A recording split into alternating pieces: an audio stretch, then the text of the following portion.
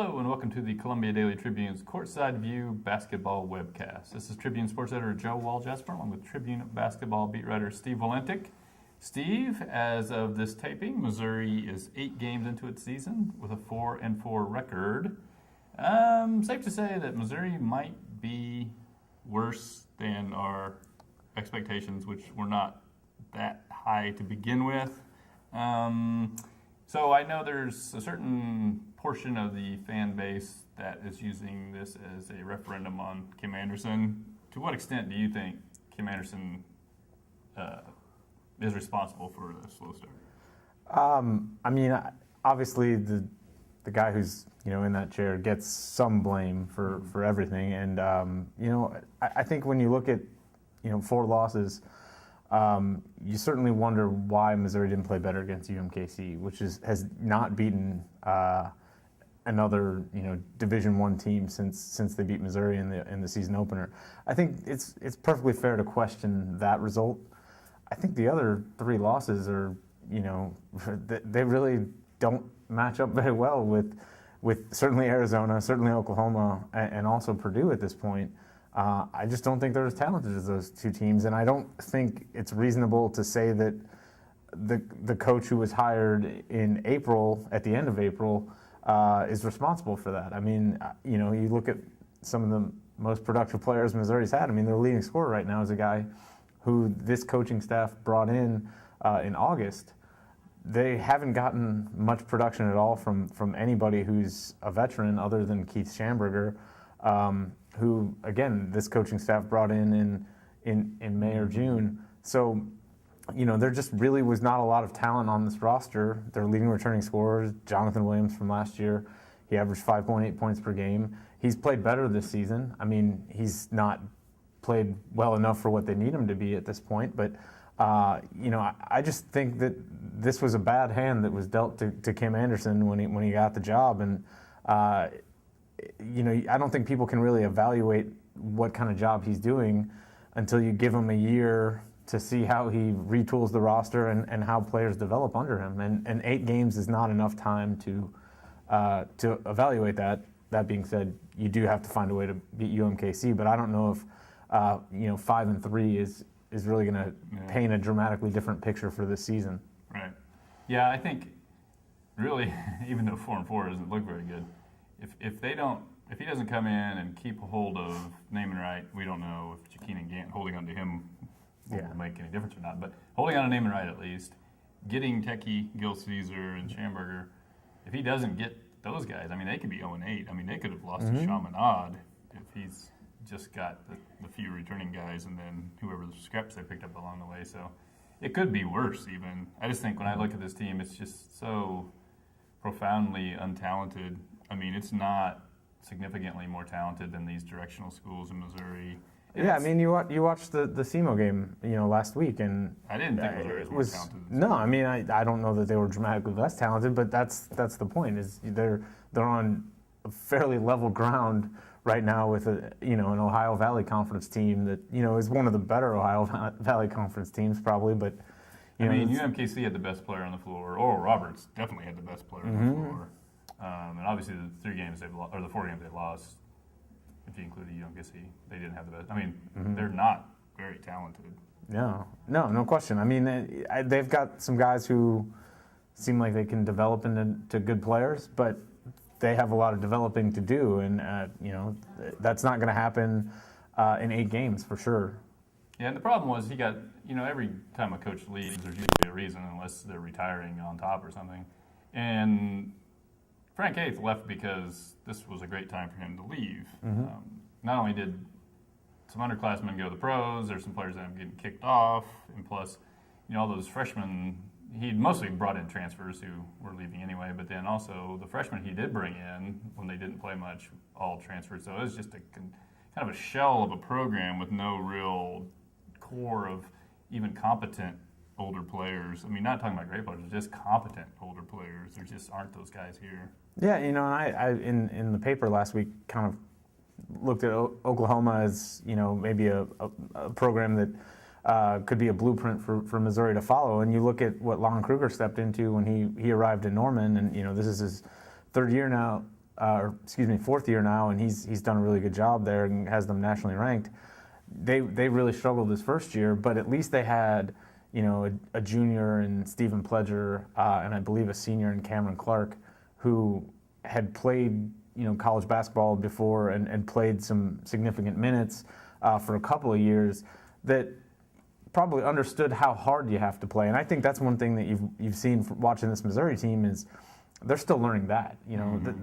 Aside from whether or not they're running an efficient offense, I just don't think they yet understand how hard you have to play possession to possession to be successful.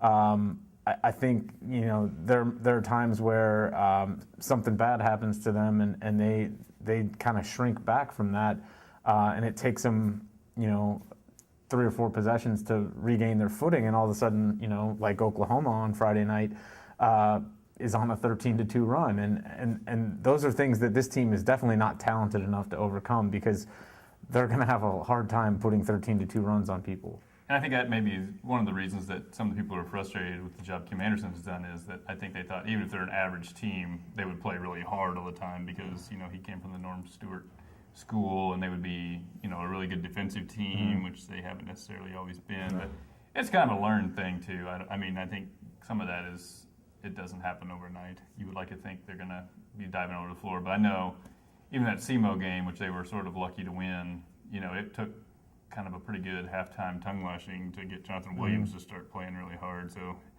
if you have to do that every game or every halftime, you can't do it every game and every halftime, because your message can't get through all the time that way. So at some point, it's on the players to learn that on their own. Obviously, the coach has to help them do it, but again, it's not something that happens in 8 games.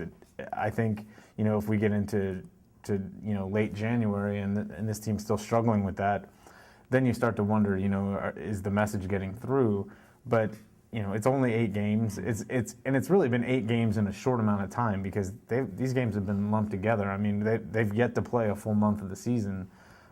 So I think they're still really new to this process, and they have so many young players that they're relying on, and nobody who's really able to set an example. And that's why you see some of the inconsistency, or so much of the inconsistency at this point. Okay, if you look at Missouri's young players, we'll classify as freshmen and sophomores, do you think this is a group that you have the core in place to where 2 years, 3 years, this is the makings of a good team, a tournament team?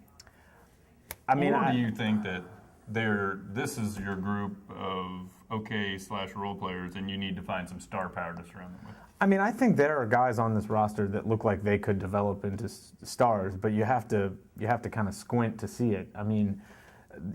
Right now, I think Monte Gil Caesar looks like he could be a star type player. He's got to be a lot more efficient. He's their leading scorer right now, but he's taking too many shots and too many wild shots at this point. And I guess the thing when you talk about how these players are going to develop, you wonder, are there enough opportunities with the other guys around him where if he's taking bad shots, the coach can sit him down and use that as a teaching tool. I don't know right now. You also wonder, you can if you're losing by 30. Well, you can if you're losing by 30, but the other thing I would wonder is, are these guys getting enough out of practicing against each other to be better? Practicing against really good players makes you a better player, and that's something that good programs have all the time. So that the guy who comes in as a freshman and plays 6 or 10 minutes a game and averages 4 points, by the time he's a junior and is asked to do more, has had the experience of getting better on the practice court.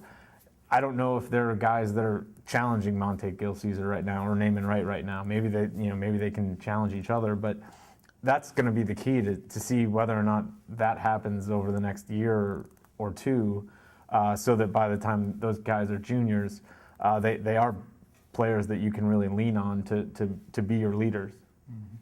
Lastly, Missouri has 2 fairly high-profile games coming up on consecutive Saturdays. They play Xavier at home this week, and then the following week play Illinois and the bragging rights game. Just your thoughts on how would these games have to look for Missouri to be competitive?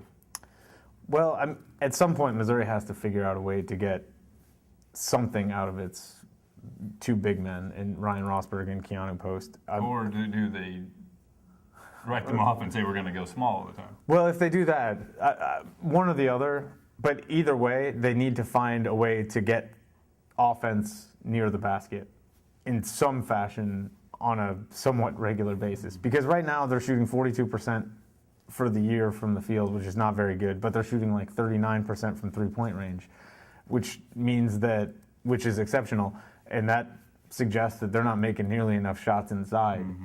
And it's really hard to win relying on three-point shots when you're not getting anything. I mean, this team has struggled to get layups, but it's also struggled to make the ones that it does get. And I think they have to figure out a way, if they're going to be a functional offensive team, they have to figure out a way to finish around the basket at a much better rate.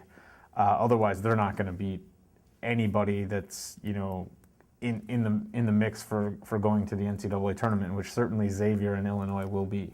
Yeah.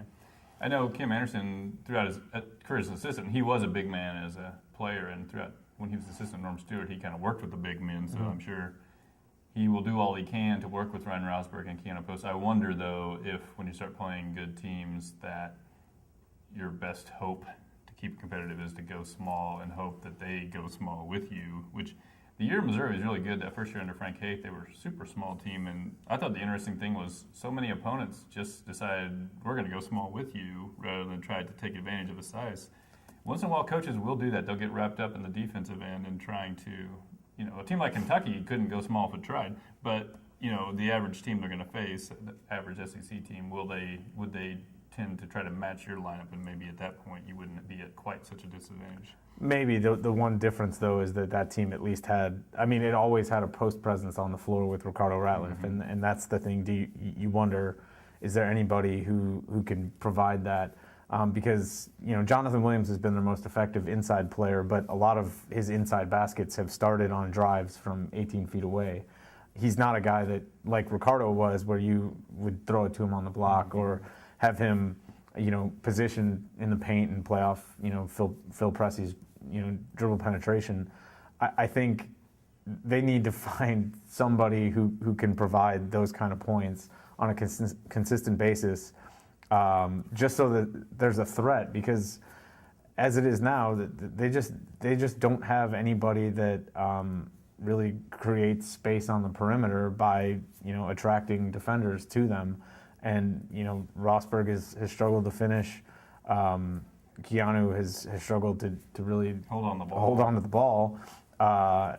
Jonathan, as I said, is not really a post player.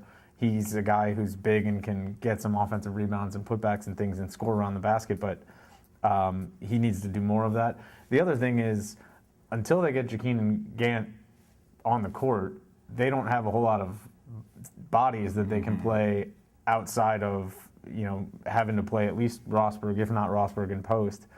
They need to have, even to play a small lineup, you still have to have, one guy who's 6'7", 6'8", and they only have, without Gant available at this point, they only have one guy, Jonathan Williams, who's 6'8", outside of those two big guys. Yeah, I think for Missouri to upset anybody, it's really going to have to shoot the lights out of the three-point shot, which it really did just to beat Oral Roberts and SEMO. I think they played over their heads as far as three-point shooting to beat both of those teams. But I think it gets increasingly really hard to do that when you don't have a postman who can command a double team, or you don't have a point guard who can get in the lane and draw defenders, and they really don't have either one of those things. Yeah, we certainly haven't seen it from the guards at this point. It's interesting that Keith Schamberger has actually shot the ball really well. He's one of the most efficient shooters in the country right now, and you wonder maybe he should shoot a little bit more. But he's not been a guy who's scoring by driving to the basket. He's been a spot-up shooter. Wes Clark has driven a little bit, but he's really struggled to make shots really since before Missouri went to Maui. And maybe he's the one guy who's able to break you down a little bit off the dribble, but we haven't seen him finish. And until he's doing that with any regularity, it doesn't really do the collective team a lot of good. All right, well, we will take a holiday break next week, and we'll be back in a few weeks to talk about how Missouri has fared in some of its prominent non-conference matchups.